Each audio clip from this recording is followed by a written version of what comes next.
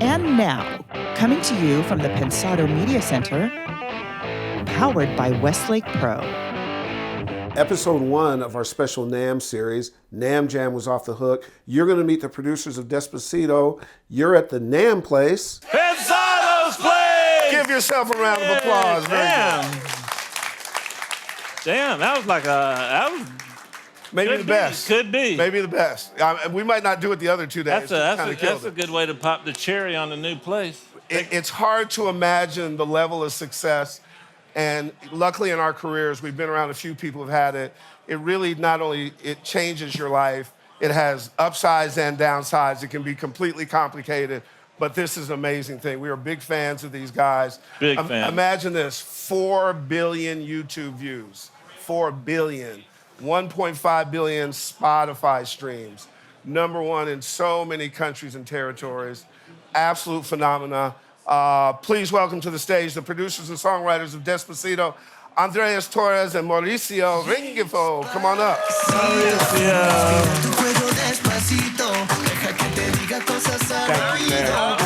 You came up rather quickly, not Despacito. How are you, man? How are you? So, man, here you sit, nominations, so on and so forth. What's fascinating is that as it expands your world, do you feel more pressured to try to keep it up, or you just keep it about the music and keep it flowing? I think the pressure is there, of course, because the results just put the game a little bit higher and everything is a little bit bigger. But I think one of the advantages is that we haven't realized it completely. So I think we go to work every day just to do the same thing that we do. Good. We live here in LA, but we don't live like in the scene or anything like that. Smart. We have really like quiet lives. So a little bit of both. Yeah, no, but that's really smart to stay balanced. One of the things that's always, you and I were talking about, that we both had questions about reggaeton, and one, what it did to the song, and what the definition of it is. Yeah. What is the definition of reggaeton, and what did it do to Despacito? We have a, I don't know if that's the correct definition, but everything that sounds we're gonna be mad with that. We call it reggaeton. That's kind of disrespectful. Gotcha. But that's our brain thought to it. Gotcha. We're not like reggaeton producers. We're not been doing this forever, this genre. So we probably do it wrong, like in a more pop way. If you ask a purely reggaeton-oriented producer, but we enjoy it so much. We respect that genre a lot, and I think it's so big in the world right now that nobody can deny like the existence. Another definition of reggaeton is anything Daddy Yankee's on is reggaeton. If he's not on it, it's not reggaeton. Yeah. That's probably a good one. Yeah. But you made a point earlier that I think is, we talk about all the time, sometimes not correct is the best thing. When you're trying to be perfect on something, you just become like everybody else. Sometimes you find that interesting characteristic or that interesting signature by it not being exactly correct. Is that fair? Absolutely. See that? The police, like they started doing the reggae African thing, and Stuart Copeland says we did it wrong, and that's why it sounds how it Exactly. sounds. Yeah, amazing. And you all didn't start making hits just with Despacito. Go back to your background, and because one of you was part of a pop duo and doing well, and both of you had songwriting and producing credits before that, right? So you got in about when, and from where you started, how long was it till Despacito became that? So we were producers, like not being a team for a long time ago, probably 10, 12 years. Yeah. Like everybody who's a musician has been doing this as a hobby since like, I don't know, kids. Yep. But we started working together probably 2 years or 3 years ago. And and then Fonzie... Damn. Got together, riches. So Fonzie wanted us to do his album, and we started like with 3 or 4 songs, not Despacito. Right. And then Despacito came in as a normal song, part of the album. It had something special. Everybody likes it. It took like 1 year probably. Yeah. 70% of it happened in one night, like the first night we started working on it. And then tweaking and adding live stuff and all that. And it happened. Are there different signatures in different Latin American countries, like in Colombia? Is there a musical signature that would define you, or no? So complicated. It is. Like it's so diverse and so incredible. So many different. like for example, cumbia, you have it spread everywhere, and this song has a lot of cumbia. Yeah. There's cumbia that's supposed to be from Colombia, but then you have it in Argentina, you have it in Mexico, you have it everywhere, and they have their own version with their own like a kind of subdivision. I remember with Despacito, it started as a cumbia song. Wow. It wanted to be like a little bit like a Camisa Negra vibe, the Juanes song, and that's why it took a year because it ended up being what it is. Yeah. Yeah. Wow. Yeah, probably one of Colombia's signature is the vallenato, which not Despacito, but the new Fonsi song with Demi Lovato has a lot of it. Yeah. So we really like to add odd things to pop music, and that way it stands out and sounds a little bit different. Absolutely. So have a lot of structure, do kind of like the same samples that are going on, but then add something very disruptive and new that you can find in all Latin America or even different countries. Like and that will make the song so new. Like a connection to something very real. Like vallenato is very real. People connect to that music, and then if you put it in a pop world, it will create something new. But it's not really new. It's just a combination of something that is traditional and same with Despacito. By the way, everybody, if you have questions for our guests, listen, I can tell you from experience that when you have a chance to get a question answered by somebody who's experiencing what they're experiencing, take that opportunity. I got a question. Oh, please, go ahead, Dave. What is the importance the laptop has played in letting the music come out of South and Central America and get out to the world? Without the laptop, we probably wouldn't have had Santa Cecilia or Despacito. Being able to work in every place in the world and being fast, and since we're working on different songs every day and trying to move as fast as we can, if we have to travel somewhere or go to a new studio, even here in LA, if you go to a new studio, you don't feel like you're in someone else's anymore, right? So you can be as effective as you want. Fonsi's whole album was done in his house. Exactly. And in his house, he has a DG002 and a computer that we didn't even use. We plugged our laptops and did everything in laptops. That's where we And live. we went to the hotel and edit and then come back. And so it's... Yep. You guys are Pro Tool guys, yes? Yeah. 'Cause Obsessed. You can't be up here and not be a Pro Tools guy. But we really are. That's the funny thing. When those guys called us, we were really happy because and we're kind of big on talking about Pro Tools because a lot of people like working in different DAWs. Yep. They talk about things that Pro Tools can't do, and we do them all. Right. Right. So that's why we talk about those things. We always say that people underestimate audio. Like you can do incredible things with audio, with cutting and pasting and reversing, and like people are always obsessed with the MIDI, the automation. Then in Pro Tools you can do incredible things with audio. And it goes on beyond making music. You can collaborate. Of course. You can do all kinds of things. Yeah. It's more organized to us, and that means everything to us. We're obsessed with that. Colors and names and markers and all that. Because your workflow efficiency has a lot to do with being able to have your creativity maintained, correct? Yeah. Is that fair? And you know what? In a lot of the Pensado Places shows, we've seen a lot of mixer engineers talking about how much time they take to organize sessions, and that's a nightmare and blah blah blah. And we don't want to be those guys. That's in the crappy session. Do whatever you want right now. You know that. How did it come about that Bieber wanted to do one of the remixes? They called us. We were working with Silvestre and Gona Latin artists here, and they called us from Universal saying, "Send the stems now. Bieber is in Colombia, Yep. and he wants to record a version of Despacito." So we sent the stems. And then later that week, we saw a picture in one of the studios that we used to work all the time. Like it's one of the main studios in Bogota. And that was recorded in Colombia, in Bogota. That's cool. So he recorded it on Tuesday. They fixed it, did some things on Wednesday, and it was out by Friday. Jeez. It was crazy. You started something. Now people are trying to work with J Balvin. People are trying to work big American stars are trying to find Latin stars to work with. It's pretty cool, huh? Yeah, it is. It is. Now the other question would be, how many times have you been asked the Justin Bieber question since it's been successful? 10,000, 15,000. But not like that. Probably. Not in Pensado's place. Oh, there you go. Absolutely. And also, Jason Joshua's a good friend. Josh yeah. Goodwin's a good friend. Yeah. We interview him. Actually, Huge part of the song, those two. Huge. Oh, yeah. Like, And I'll tell Josh. yeah, Like, we were with him yesterday with Josh. Oh, And- really? Yeah, and he told us on his side the same story, but he was there. Like he told us about mixing Justin's vocals on an airplane and on an airport, and he showed us a picture of his portable studio in the lounge, like doing it. And then Jason, we always work with him, and he's Yeah. a big part of our sound and of our record. Yeah. Absolutely. So this success likely has widened out into other things. You work with One Republic. There's other. What other kind of artists are you working with now? Phone must be ringing incredibly.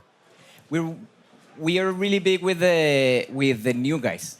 We love working with new artists, so we work a lot with Sebastián Yatra. We work a lot with Morat, a band from Colombia. We're doing a lot of projects for Hollywood Records nowadays. And this year, doing a lot of writing sessions, meeting new people, living here. But we've been living here, but now we're like getting into the big scene of Yeah. of the music in LA, because before it was just the Latin world. Now it's not even that it opened for us. It opened for everybody. The line is blurry now. Yes. There's not such a thing as the Latin world or the American world. It's just music for everybody. It's on Spotify. You can listen to it. So Yep. that's what we think every day. Who can we collaborate? Can we bring somebody? We wrote with a girl from Africa and Luis Fonsi, and we did things like that because music is global. So for all these guys, would you advise them to stay open to outside influences? Don't get comfortable in your lane. Try to expand.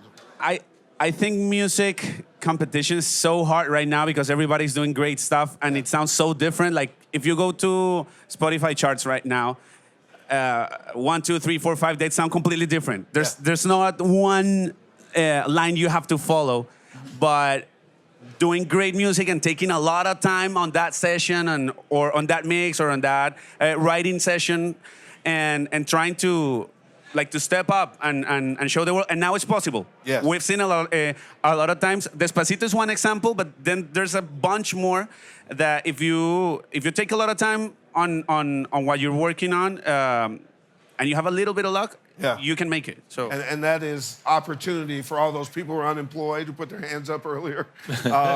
Trust me, we've been there. So I'm not laughing Yeah, at you. I'm sure. trying to keep from being there. But the idea now, I think in our time, it was about you did this and you stayed in this lane. Now don't stay in any lane. Go figure it out. Go bust through. You know the records you like. They're all influenced by various things, which is opportunity for you to expand. The business side of music, developing artists, having your own label, all that kind of stuff, is that part of the future? Do you think that way, or We already kind of already doing it? doing that with Universals, where great. A&Rs for Universal, and we, like we said, new artists are the most exciting part. Lifeblood. So yeah, Fun to watch it grow and turn into something. and besides, when you are part of that, you get to sort of define the sound and help create, not define Yes. it, but help create with a good artist. That so it's really exciting. So definitely we're Oh, good. We're going good, that way. Good. Now, Milk and Honey. yeah. Tell me about why you like them. We love them. We just think they're super pro. And So we are our managers since a long time ago, I would say. You started? Yeah, it's Sebastián Cris. He's still working with us Yep. as manager, and then him and Milk and Honey Did a are co-management. doing a partnership to manage us. Yep. And then because I think that global thing we're talking about needs to be represented in a lot of ways. So he's from Argentina. He's been living in the United States from a long time, and he's got amazing knowledge of the Latin and American market. But then Milk and Honey can bring a lot to the table to help us expand our music and our ideas more. So that's why we the did it. reason I brought it up for the crowd is oftentimes creative people want to know about management. Should they have a manager? When do you get a manager? What does a manager do? And there's a time to have management, in my view, and there's a time not to have management. And you kind of have to know when that time is. And then it's a lot like a relationship, right? Yeah. You have to sort of date, know where you're going to go, see how you fit. some of it's in your head, some of it's in your gut. Yeah. Your gut has to feel good. Is that fair to say? Absolutely. Yeah. Absolutely. And I think the time to have a manager is exactly the time that we're right now, because we're kind of figuring out this thing that is happening, that is the global, the whatever we're saying, the Latin, the American. Right. So I think us and what we're doing, we're working a lot. We're working every day nonstop, and it's awesome to have people that are out there like reaching out and making everything happen. Work. Yeah, exactly. I mean, it's really freeing you up to be able to do what you need to do. Absolutely. And not worry about all the things that are very important to have happen. And then, of course, there's something called talent that you need, but then you need time, work. Yeah. And we need that space, and we need somebody or a team to help us managing the other stuff so that we can work a lot to achieve what we want to achieve in every song. Every time we hear a track from somebody, and then they send another track, and you can tell that they spend like 2 weeks working on the track, because it's talent. But when you hear something a lot of times and you try to replicate it and then you make it better because you spend 1 week, that's how productions are made, at least in our point of view. Sure. It's just a lot of time. Any questions for okay, let me find the guy with the mic. From the idea of the Despacito thing that you did, and a lot of people are playing it, it's crazy. What did you come up with first? The music, the melody, or did you come up with the beats first?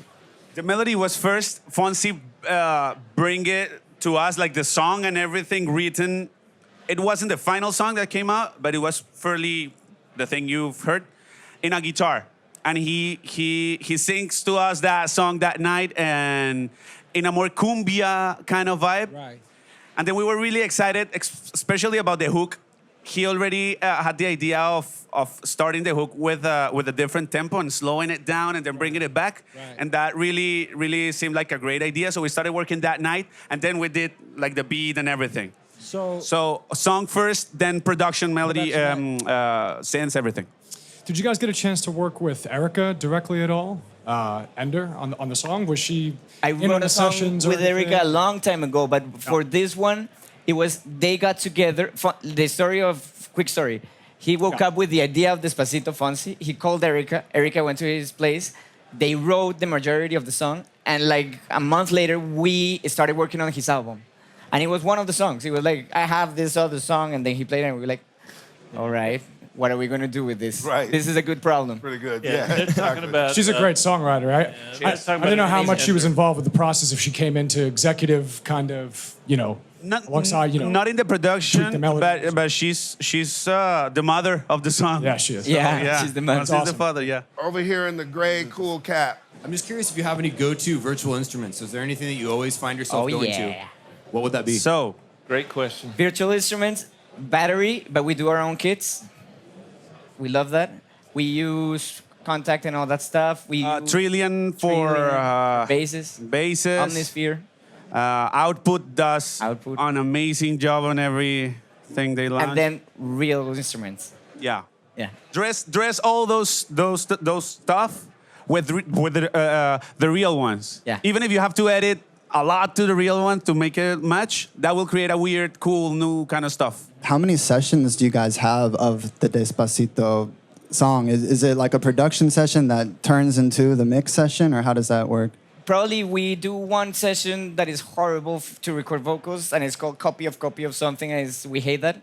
And then we put the vocals on the main session, and we try to have only one session. When we're finishing, we do the 4 mix thing. We put 4 mix, and that's the session. We only have one. But for Despacito, we have a folder that is called Despacito, and I think it's like, I don't know how many gigs of all the versions. But that was before the song was released, because they started doing the Beaver version, and then they did like a pop thing for exactly after that. But usually for a song, we have 2 sessions, the main one and the one we record vocals too. So we don't lose any. Because we are not usually with the artist a lot of days, only one, so we don't want to lose any of the takes just in case he or she wants to change something. But it's usually one main session, and we do the stems, and we start like sending things, hide and making active, and never see them again. Yeah. Mauricio doesn't even do hide and make inactive. I erase the thing. I love erasing I panic stuff. when that happens. I do hide and make Yeah. inactive. He just deletes. It's like, oops. Because when I look right in Pro Tools and I have a lot of audio, that little window that comes out with all the yeah, it gets me like I want to see what can fit on the screen. If we have to scroll down, I hate it. Right. Yeah. I hate it. Yeah. You know what? I'm fascinated by reggaeton, and you guys should check it out. And the reason you should check it out is because it's just cool as hell. But there was a time in the mid-'90s when the police would come and confiscate, take your reggaeton CDs and take your tapes and destroy it, and then teachers wouldn't let you do it in school. They'd suspend you from school. And what a great way to get a popular music out to the public. Right? But my question is this. It's been 20 years since an all Spanish-speaking song went to #1. The last one was Macarena. And were you ever tempted to pepper in some English into it, which would have ruined it, in my opinion, because the Not at all. came along? So The first version, when we heard it finished, we said, this could be a Latin hit. And that was our expectation. We could be #1 on Billboard Latin. Right. And that would be amazing. And yeah, we're dreaming. That's it. Yeah. Blah, blah, blah. And then it started to show amazing numbers since day one. Yeah. And it's not underestimating the song because we love the song, but we didn't have that expectation. That's not a real thing to be, I don't know, 14 weeks #1 on the Billboard 100 chart. That's not something you dream with. No. How do you fight, like when I have a #1 record, all the phone calls that come in for me are, can you do Single Ladies Part 51? Can you do Single Ladies Part 52? How do you fight redoing Despacito from a creative standpoint? When you sit down, do you say, I don't want to do anything like Despacito ever again? Or you do say, I should do something a little like Despacito? How do you fight that creativity? It's hard, right? Yes, but the thing is that we most often than not write the songs that we produce. And when you write the song and it's not Despacito, it won't end up like Despacito, you know? Like, if you try to copy Despacito, of course. But when we write songs, we then follow the production after we do the song. So sometimes, especially in the Latin world, we just sit without a song with the artist and figure it out. Sometimes they say, I want to do something rhythmic and Despacito-ish and all that stuff, but it ends up being the version of that artist. Like, you know, that song because that's Fonzie. Right. Despacito is Fonzie's sound, Fonzie's thing. Right. Of course, we added a bunch of stuff personally, but when that's we sit where down with the artist, it's more about them. And got you. And Now, I think, go ahead. I think since we're moving so fast during the sessions and not thinking too much, just dressing up the song, and since it has so much randomness to it, it's difficult to end up in the same place. Yeah. Okay. If you ask us what plugin did we use to do the plug on Despacito, we don't have a clue. And that's good because we're opening, printing, that's it, erasing. So we don't even remember how to do it. And I do one thing, and then Mauricio does another thing on the same track. So who knows what we did? I don't know. That keeps it fresh. Yeah. Probably a kick sample or something like that, yes. But then we like every 15 days, we find a better sample kit or whatever, so we start using that one, and then the mixer does a completely different job. Jason probably will do something completely different to that kick than to the other one. If you use the same sample in a different tempo, it will sound completely different because we did a song, two songs, one fast and one slow with the same kick. And the slow one, the kick is huge, and the other one, the kick is point tight. Because Jason and because the tempo and because everything. So yeah. So it's difficult to try to copy. We don't even know how to do it.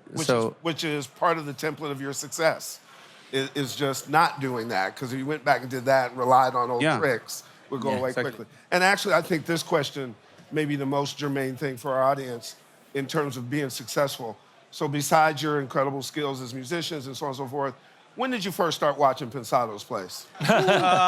Into the layer number... Probably, 4. Low number, Wow, yeah. 4, chapter 4. And we go back and we learn things. And it's awesome. No, but we are really fans of the show, and we learned a lot from it. All right, questions. Come on, guys. Here's your chance.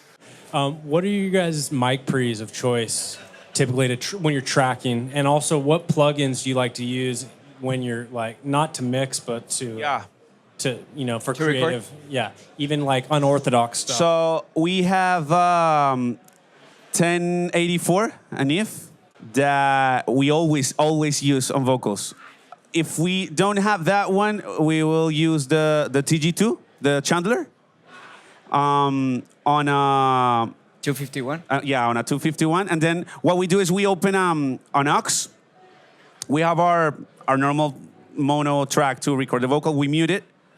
And then in that aux, we add a compressor, heavily compressed thing, just so the artist can hear himself like in a cool way. Some delay, some reverb. If we want to add hard auto-tune on that one because that artist wants it, we will add it. And then we can go back and edit the thing in a more responsible way. Yeah. But it's cool to have sometimes the auto-tune on because you can like, test every note. If it's jumping or doing a weird stuff, you'll have to cut it again. Some people like it, some people don't. But you're not recording the auto-tune? Or No. Okay. No, we have it there just to listen. Yeah. The channel's called Listen. What is your approach to arrangement? Like once you get the melody and you start kind of working out the song idea, how do you arrange? Because you mentioned how you like to delete, and I noticed when I listen to it, it's a very dynamic track, something that is kind of missing in modern music. What is your thoughts on that? We usually, when you say melody, we usually have the lead vocal, at least a rough. If we have the final vocal, it's even better. And then we probably start with drums and figuring out the drums, but always with the vocal there, because kind of how you mix in one of those tutorials. Because if you have the vocal, you can start dressing the production, but we do it since the beginning. We add the kick. The kick might not even fit the vocal, so you change the kick. Everything is about the vocal. So that's the way more or less that we approach it. And it depends on the song, but if you are gonna add something, it has to stand for itself, like a synth. You have to be able to hear it at the same time as you're hearing the vocal without them being fighting. If they're fighting, erase it and find another, color or whatever. But yeah. I want to ask, what is your process to getting into your creative space before you do a production? We just go. We don't really have like a whole OG Kush. We just get to work, and we you know what we do? We work on headphones because we were literally in the same desk. So we have two computers. We work on headphones, and we have a Grace Design. ¿Cómo se llama eso? Yeah, the monitor controller. Yeah. So we can flip through one computer and the other one. Oh, okay. And it's really kind of boring. We have to entertain artists sometimes, like turn around and talk a little bit because it could be really boring. Because we're like the two of us. Right. Yeah. Two nerds in the computer. Yeah, literally. But that's the picture. We like to work as much as we can in office hours. Oh, yeah. We like to work during day. We understand that a lot of musicians love working late at night and everything. If we have to do it, we'll do it. But I think like the creativity muscle works better if you force it with structure and I'm gonna get up early and go to work and finish it. You know what's interesting about that, which we've seen a lot, that's very much a feature of Nashville. So Nashville musicians come in the morning, they take a lunch break, they are home by 6, they follow and they keep it locked into a place so they can perform on cue, be creative on cue, and have life. I think that a lot of creative people don't get their work-life balance together. Yeah. Because if you starve one, it starts to starve the other. Yeah. Is that fair to say? And then if you start mixing the party side of you with the working side of you, you will get something that's not great. You can go to party after being in the studio, right? It's weeks. We work in weeks. So this week is this artist is coming. Sometimes artists demand a lot of time and songs demand a lot of time. So that week we go all in, and then next week we try to get in a routine, and it's we play our year by weeks, like we plan it like that. And beyond music, the art of artist etiquette, of handling artists and dealing with artists, and the psychology of artists, that's also part of the job of a lot songwriter. We have one in the team. Is that right? Yeah. I'm a diva. Oh, gotcha. I got a question. Work with the diva, that makes it easy. I got a question for you. I hate working alone. What do you get from working together as a team that you can't get from working as a solo artist? And more importantly, what is it that drives you nuts about each other when you do work together? So I think, yeah, not only fresh years, but you can move, you can go places way more different than you will go alone, of course. You can have another perspective. Of course, you have to be compatible and like what the other does. But he's always gonna, like, Andres is always gonna program something different than I would do. And that's a great thing about it, right? And you can move faster, and you can do two different things at the same time. Okay. But when you approach a song, like I do vocals now, I edit them, and then I add a synth or whatever. Then Andres takes it and takes it to another place super different, and 3 days from that, I will take it again and I will see it as a different song. So that kind of changes that the song suffers between one and the other makes it more, I don't know, original probably. Okay. Go ahead, sorry. So only by the end we really sit together and like make the final decisions before we send to mix. But so it's not like we're both sitting on one computer. It's more like each is doing and we have the similar taste and we know where we're going with the song, so it won't be like, oh, I made it into a metal arrangement, you know. But yeah. Give me Jason Joshua's strengths, Josh Goodwin's strengths. We haven't mixed with Josh Goodwin personally. Okay. Yeah. Jason Joshua's strengths, he has a lot. Yeah. He's great. He will.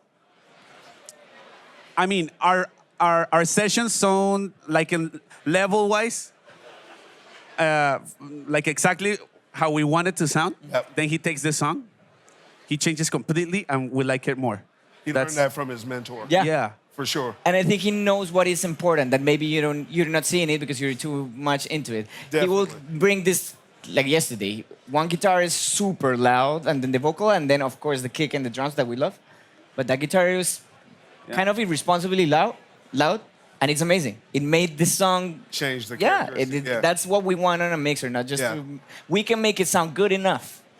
We want the extra. What I've seen trend-wise on our show is that mixers now are almost an extension of most people who are hot producers will allow their mixers sort of production space to adjust and do things and reinterpret sounds like you just described.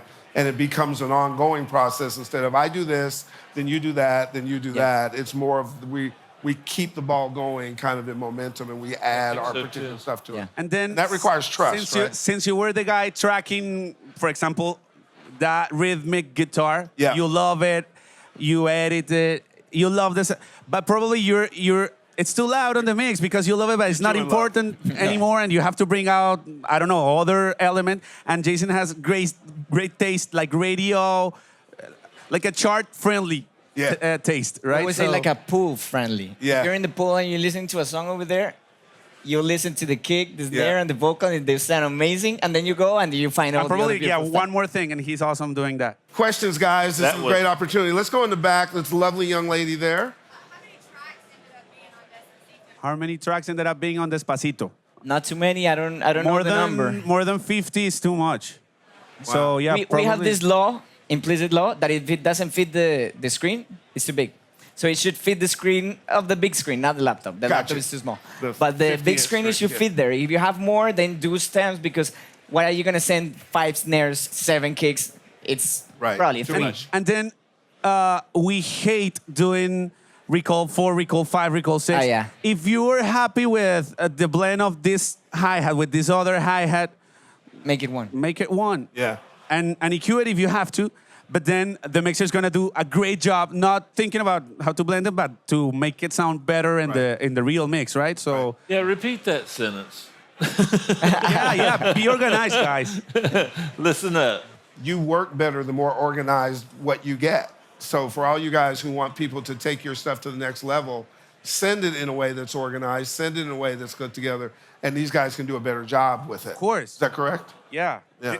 They will have more time to mix. Absolutely. And that's... It makes it better. That's the, and it's a that's challenge. the thing you want. I think for a mixer, when it hits play and it sounds good, now they can like do their thing. If they have to fix it, that's... You're wasting their best time. Exactly. And your money. And they're not gonna spend more than 1 or 2 days with that mix. That's right. even if they have to fix it, so they're gonna stop at some time. They have to mix another one, right? So it's better if you spend your time. That's right. To take it to the best level you can, and then he will do magic. All right, right there in the cool cap.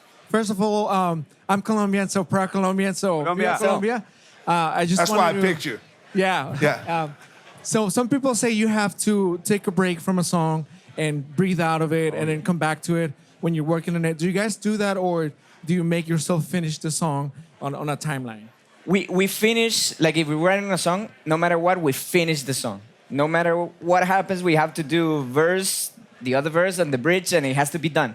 For production, we always come back to it. And Despacito, for example, was that case because we did 70%, like you said, in one night, and then it took a year to finish. So we went back, we listened, we changed one sample, then we changed another thing, we added the cuatro, we added. So it's always great to listen with fresh ears.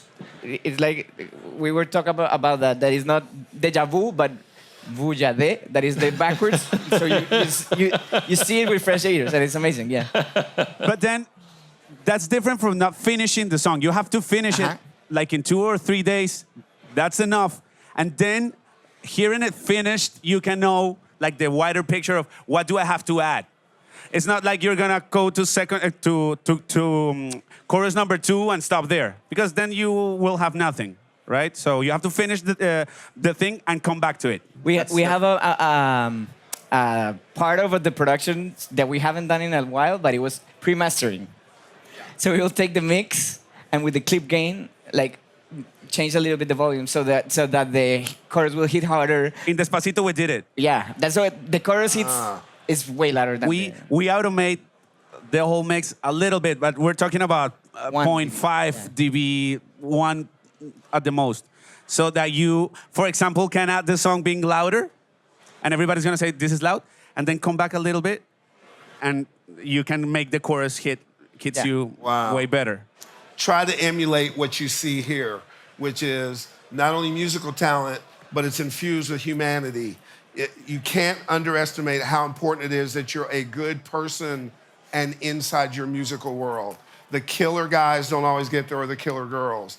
Really, the folks at the best, at the top, are like this, and they're like this. They're not the asshole types and not the guys who just want to kill people. So, give a round of applause to humanity. Just for assholes or good people? Now, both. It could be for assholes. It could be for whatever. It's a very important time for music.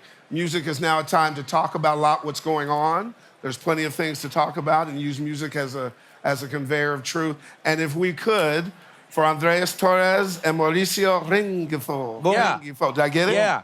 Give them a round of applause, guys.